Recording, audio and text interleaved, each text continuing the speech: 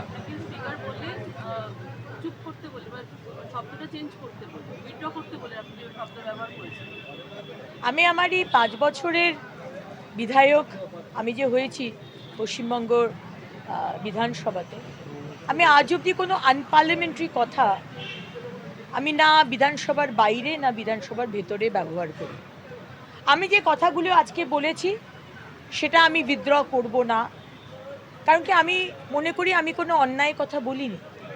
এবার আমি কি কথা বলেছি সেটা আপনাদের সামনে তুলে ধরি। আজকে বাজেট নিয়ে ডিসকাশন হচ্ছিল এবং আমার অনেকগুলো কথার মধ্যে আমি এটা বলি যে সংখ্যালঘু এবং মাদ্রাসার দপ্তরে আপনারা প্রচুর টাকার প্রায় 5,000-এর ওপর লক্ষ কোটি টাকার আপনারা বরাদ্দ দিয়েছেন। কিন্তু আপনি বলুন যে এই সরকার, এই তৃণমূল সরকার আজকে মাদ্রাসা থেকে এই যে বরাদ্দ দেওয়া হচ্ছে এটা কি শিক্ষার জন্য দেওয়া হচ্ছে নাকি অনুপ্রবেশকারীদের একটা আড়াল করে মদত করার বন্দোবস্ত করা হচ্ছে? কেন আপনি বলবেন? কারণ আমার প্রশ্ন, এই মাদ্রাসা থেকে যারা স্টুডেন্টসরা গ্র্যাজুয়েট হয়ে বেরোচ্ছে তারা কি doctor, engineer, IAS, IFS, IRS কি বড় বড় অফিসার্স, ডব্লিউবিসিএস কি সায়েন্টিস্ট হচ্ছে? কি হচ্ছে না।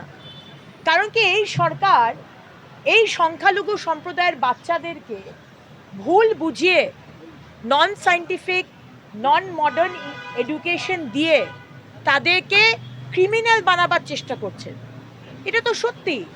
আজকে ফিরহাদ হাকিম মহাশয় বলছেন আপনি ক্রিমিনাল বলেছেন। না, ক্রিমিনাল আপনারা বানাচ্ছেন।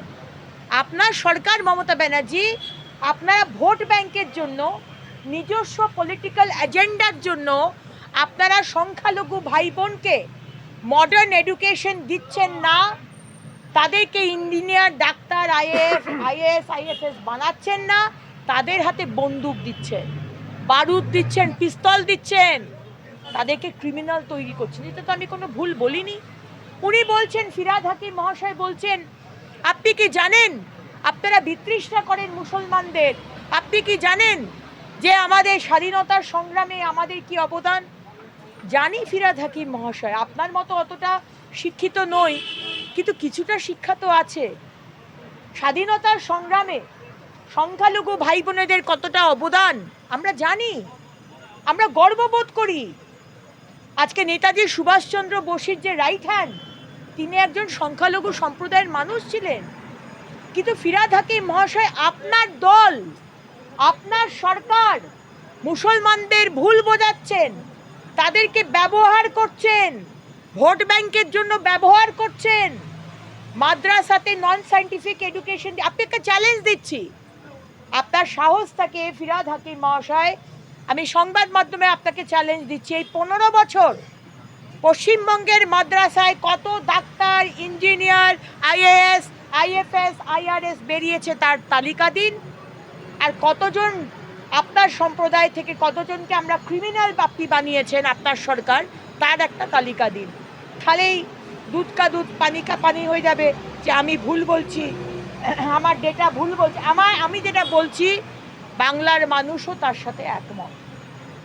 আজকে আমাদের সরকার যখন আসবে 2026-এর মে মাসে, আমরা কিন্তু এটা করব না, আমরা করিও না আমাদের অন্য বিজেপি শাসিত সরকারে।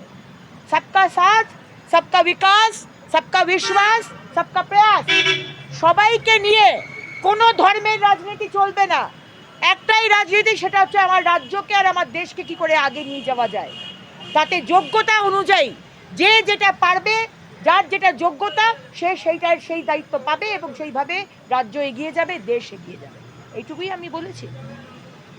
দিদি, এই যে দেখা যাচ্ছে মাদ্রাসা শিক্ষার উপর যেমন যোগ দিচ্ছে, সেরকমই 21 থেকে 40 বছর বয়স তাদেরকে আবার মাধ্যমিক পাশ করলে ভাতা দিচ্ছে। তাই কোথায় গিয়ে এই মানে শুধু ভাতার রাজনীতি চলছে নাকি? মানে যারা শিক্ষিত সমাজ তাদেরকে কোনো বলে দিয়েছি তো, আমি বলে এখানে বলেছেন বাইরে 18 থেকে 40 বছর বয়সীদের 1500 টাকা করে দেওয়া হবে। কেন মুখ্যমন্ত্রী 1500 টাকায় প্রথমত কেন আপনি দেবেন? আপনি তো মুখ্যমন্ত্রী হওয়ার পরে বলেছিলেন ডবল ডবল চাকরি হবে। ডবল ডবল চাকরি তো হলো না। আপনি বলেছিলেন বাইরে যারা পরিযায়ী শ্রমিক তারা সব ফিরে এসো, আমি এখানে কাজ দেব। তাহলে 1500 টাকা আজকে আপনি ভাতা দিয়ে ভাতাই শেষ কথা, আপনি ভাতা দিন, কিন্তু আমাদের চাকরি চাই। কই বাজেটে তো চাকরির কোনো বন্দোবস্ত নেই।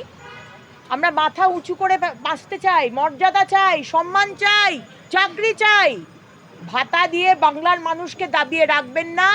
15টা বছর আপনি শুধু ভাতা দিয়ে গেছেন, no capital investment, no infrastructural development.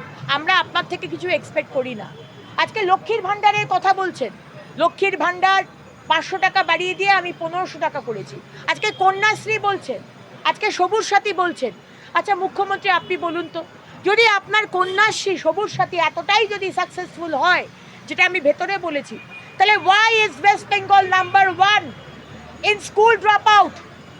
সব থেকে বেশি স্কুল থেকে স্কুল ছেড়ে দেয় ক্লাস 10-এর আগে, সব থেকে বেশি পশ্চিমবঙ্গ। কেন? আজকে সব থেকে বেশি টিনেজ প্রেগনেন্সি 19-20 বছরের মধ্যে তারা প্রেগনেন্ট হয়ে যাচ্ছে। কেন?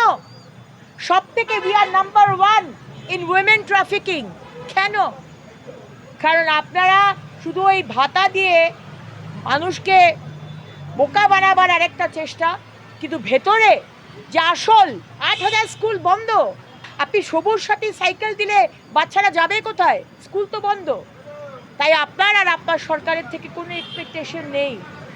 2026-এ মোদী সরকার আসবে মাথা উঁচু করে।